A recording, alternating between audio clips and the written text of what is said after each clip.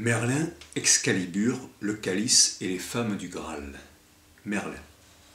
Selon les Annales Cambriae du pays de Galles, Merlin aurait été un druide ayant perdu la raison après la bataille d'Ardéride, 573.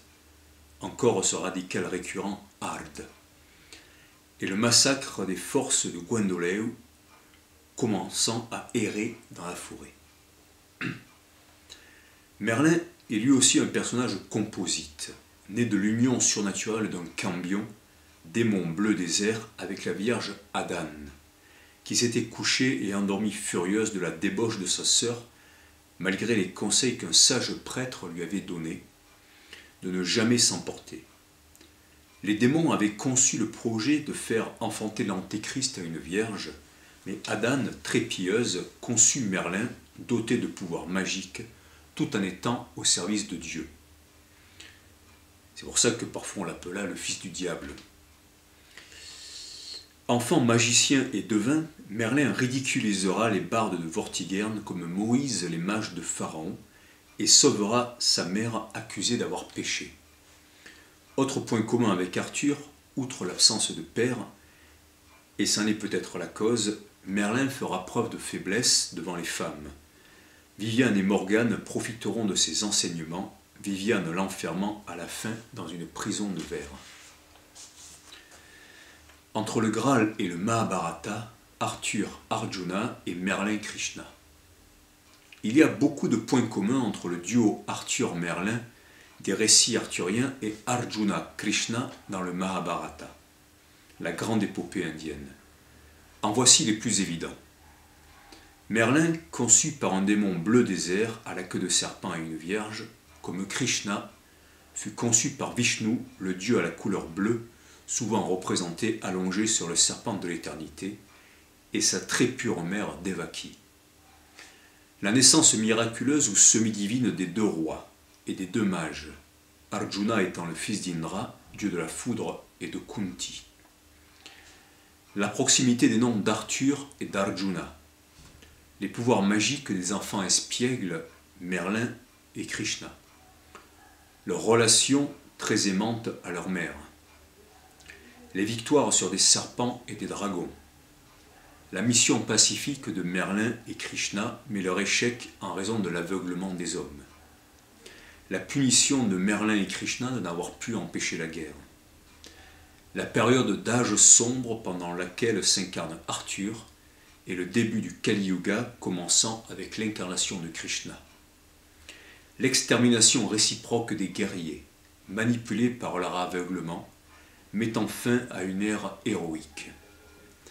Cette énumération vise à rappeler le lien très fort entre le monde indien, ancien, et le monde celtique, jusque dans les synthèses médiévales, parce que ça va quand même loin, ça se poursuit jusqu'au XIIe, XIIIe siècle, et après.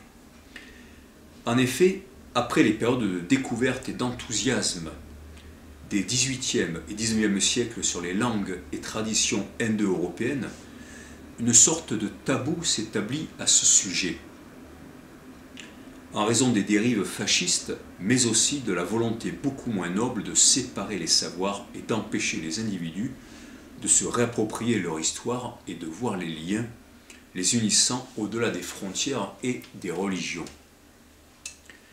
Par ailleurs, l'archétype de la coupe sacrée d'immortalité est également primordial en Inde avec l'amrita, moimo non mort, le nectar contenu dans une coupe qui apparut au tout début de la création, à la fin du barattage de la mer de lait. Donc voilà, entre le Graal, quelque chose qui réunit à la fois le monde du Proche-Orient, chrétien, juif, le monde celtique et le monde indien.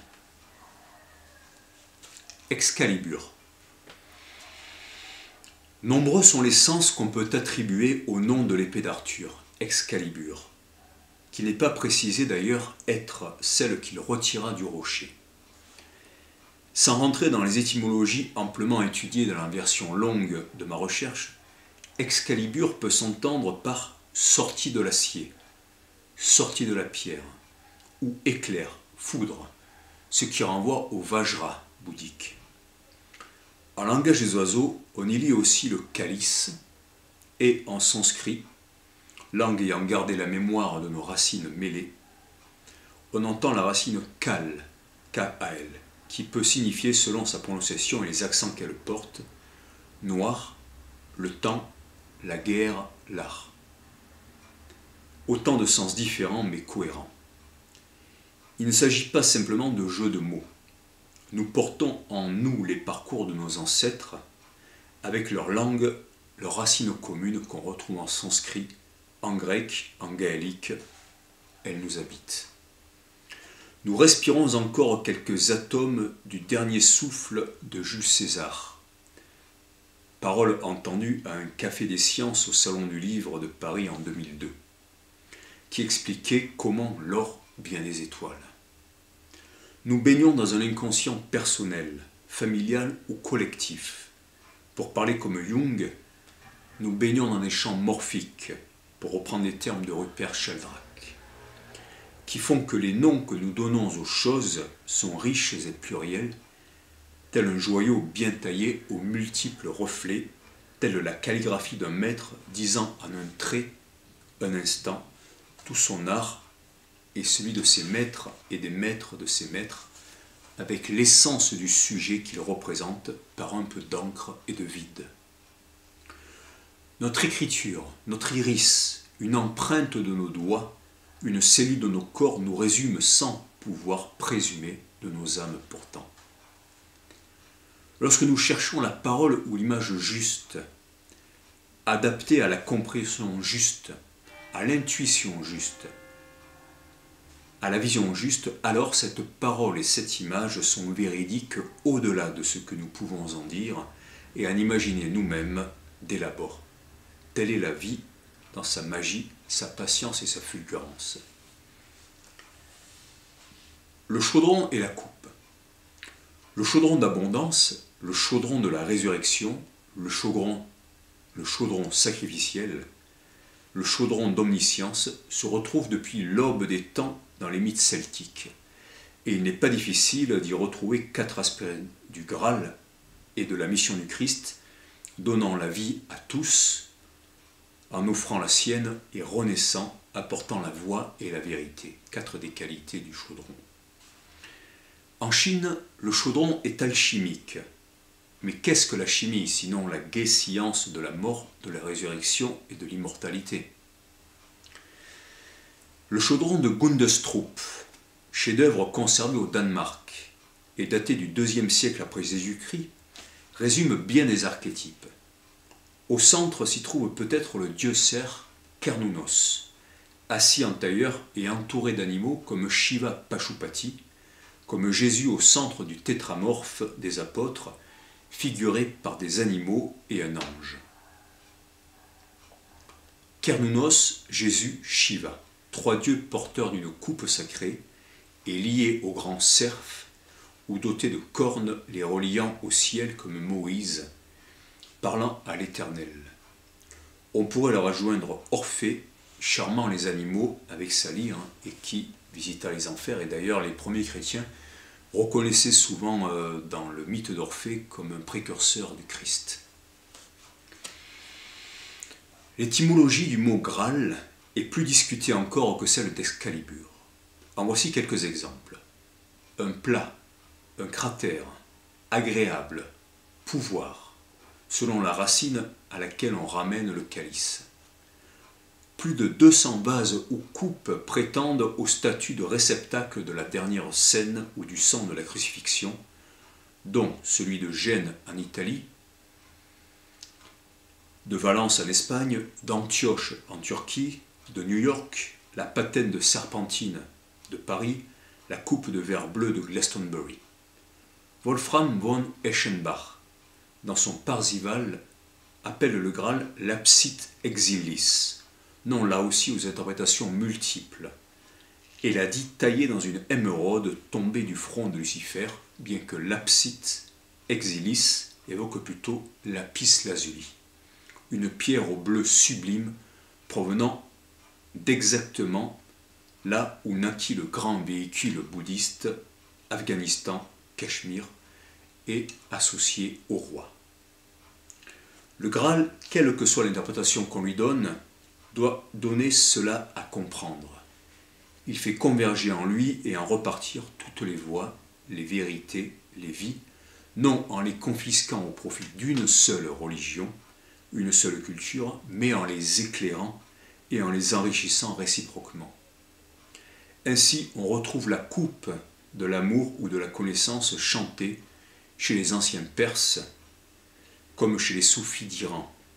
Elle se nomme la coupe du soma des dieux dans les Védas, du hauma en Iran et de l'Homère chez les Hébreux, le chaudron des Celtes. Les femmes du Graal.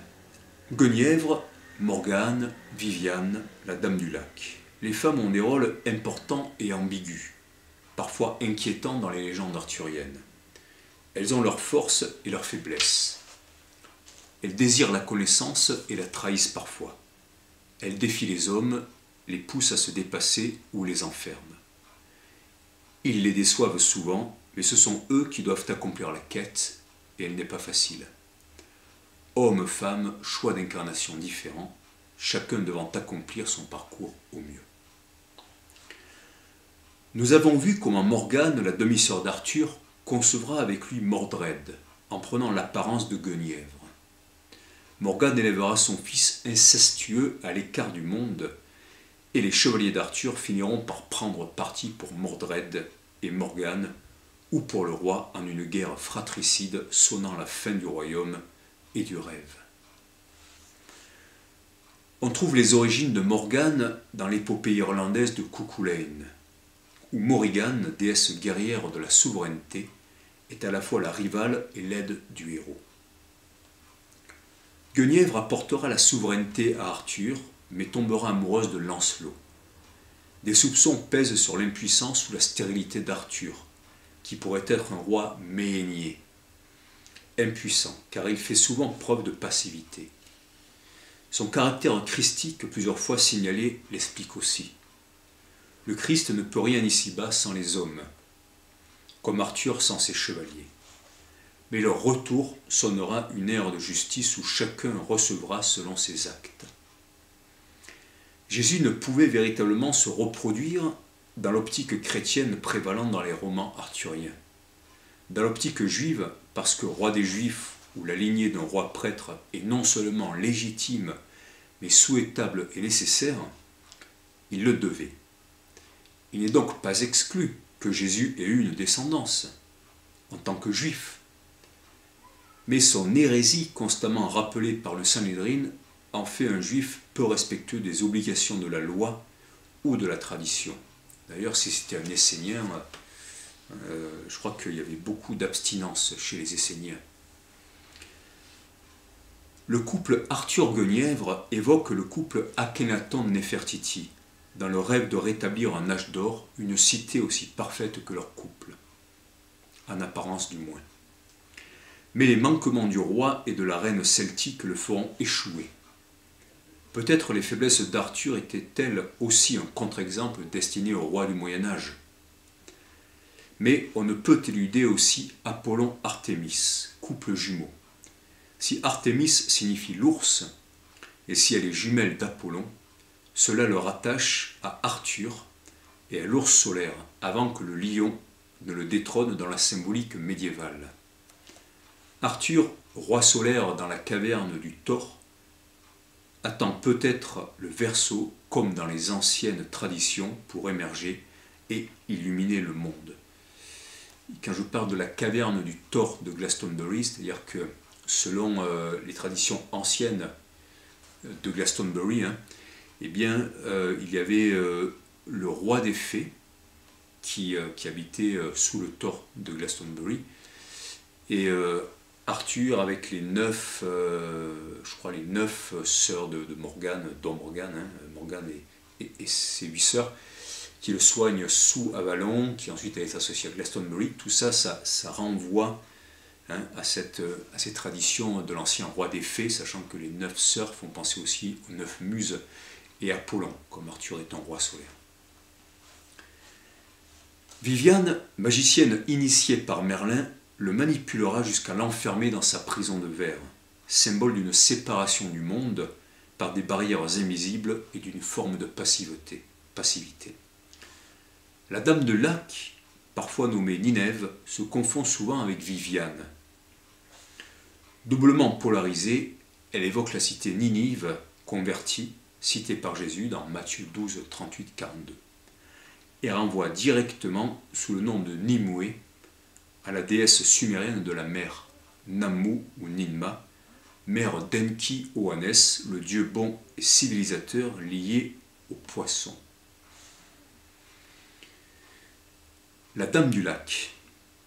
La Dame du Lac sera l'éducatrice et l'initiatrice de Lancelot, Lionel et Bohor, 3 chevaliers du Graal, dont Bohor pourra contempler l'extérieur. Elle présente des liens très forts avec la déesse persane Aredvisura Anahita et même Sarasvati, la déesse indienne.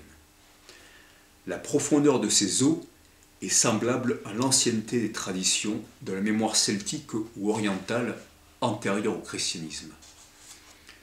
Il n'est pas possible de faire l'impasse sur cette profondeur des choses sans se laver le cerveau en croyant connaître le baptême, car on perd toute l'immensité du monde alors. Mais cette profondeur comporte aussi le risque de se noyer dans l'anima féminine en une régression vers les rêves ou l'indifférencié. Nous retrouvons le défi du Graal et de ses récits, comment intégrer toute la beauté du monde sans en être fasciné et retenu, en poursuivant toujours la quête. C'est en dépassant ce qu'on a compris et en allant plus loin qu'on ne le perdra pas.